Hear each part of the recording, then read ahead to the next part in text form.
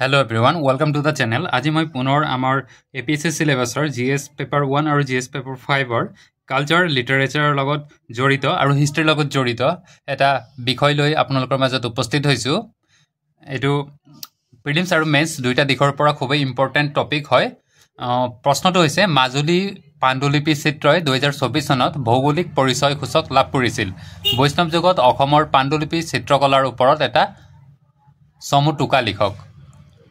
এত প্ৰশ্নত বুজাবলগীয়া একোই নাই। এতিয়া প্ৰশ্নৰ উত্তৰটো চাওঁ। আৰম্ভণি হৈছে মাজুলী পাণ্ডুলিপি চিত্ৰই 2024 চনত ভৌগোলিক পৰিচয় সূচক অৰ্থাৎ GI টেগ লাভ কৰিছিল। ই হৈছে খাচী পাতত কৰা চিত্ৰৰ এক প্ৰকাৰ বা খাচী বা আগৰ গছৰ বাকলিৰ পৰা তৈয়াৰ কৰা পাণ্ডুলিপি। ইয়াক ঘৰত তৈয়াৰ কৰা চিয়াহী ব্যৱহাৰ কৰি অংকন কৰা হয়। যিখিনি কিৱৰ্ড সেইখিনিৰ তলত আণ্ডাৰলাইন কৰা হৈছে। তাৰপাছত ট্ৰানজিশ্যন লাইন লিখিছোঁ। বৈষ্ণৱ যুগত অথবা 1500 পৰা 1600 শতিকাতে এই চিত্ৰকলাৰ বিকাশ হৈছিল। গতিকে ইয়াৰ বিভিন্ন দিশৰ পৰা গুৰুত্ব থকাটো নিশ্চিত।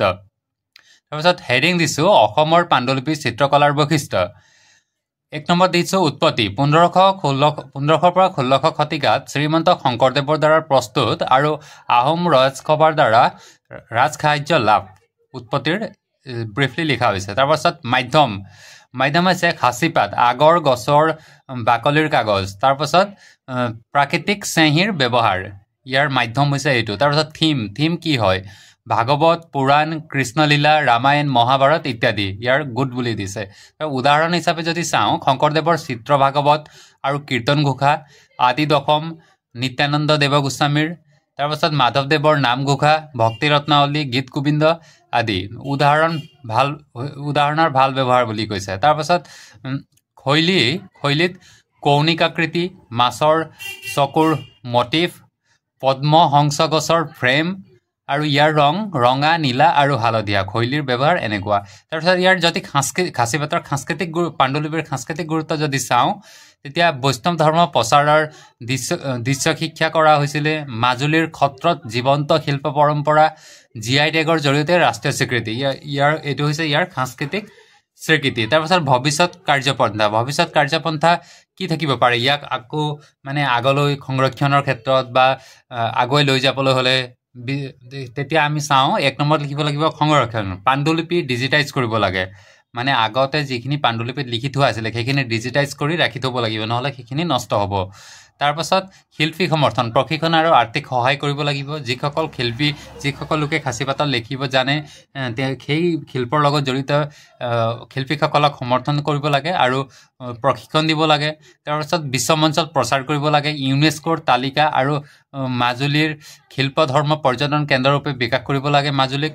তাৰপাছত এই ইউনেস্কোৰ তালিকা বুলি কওঁতে ইউনেস্কো কি হয় জানেনে? United nation educational scientific and cultural organisation হয়। এইটো যদি অসমীয়াত কওঁ ৰাষ্ট্ৰসংঘৰ শৈক্ষিক বৈজ্ঞানিক আৰু সাংস্কৃতিক সংস্থা হয়। ইয়াৰ হেডকোৱাৰ্টাৰটো হ'ব পেৰিছ ফ্ৰান্সত আৰু এইটো 1945তে গঠন কৰা হৈছিলে যেতিয়া ইউনাইটেড নেশ্যন গঠন কৰা হৈছিল। তাৰপাছত শেষত মই কনক্লুজন দিছোঁ মাজুলীৰ পাণ্ডুলিপিৰ ছবি হৈছে অসমৰ বৈষ্ণৱীয় শিল্প প্ৰতিভাৰ গৌৰৱ যি আজি GI টেগৰ মাধ্যমে স্বীকৃতি পাইছে। ইয়াৰ সংৰক্ষণ আৰু বিশ্বজনীন প্ৰচাৰে অসমক এক সাংস্কৃতিক শক্তিৰূপে প্ৰতিষ্ঠিত কৰিব। ভৱিষ্যতে কি হ'ব সেই বিষয়ে লিখা হৈছে। আৰু ইয়াত লিখিছে প্ৰতিটো বাক্যৰ পিছত পৰ্যাপ্ত ঠাই এৰিবা। মই অলপ ঘনকৈ লিখিছোঁ যে সেই কথাটো কৈছে। ইমান ঘনকৈ লিখিব নালাগে। প্ৰতিটো বাক্যৰ মাজত এটা মিনিমাইজ গেপ ৰাখিব লাগে। এই প্ৰশ্নটোৰ উত্তৰত মোক নাম্বাৰিং দিছে। নাম্বাৰ হৈছে 5। মই 10ৰ ভিতৰত 5 পাইছোঁ। খুব কম পাইছোঁ। ভালদৰে লিখা হোৱা নাই, উপস্থাপনটো ভালদৰে কৰা হোৱা নাই, লেতেৰা হৈছে কিবা হৈছে। গতিকে লিখাত বৰ গুৰুত্ব দিব লাগে। ভালদৰে গুৰুত্ব দিলেহে আমি ভালদৰে এনচাৰ প্ৰেজেণ্ট কৰিব পাৰিম।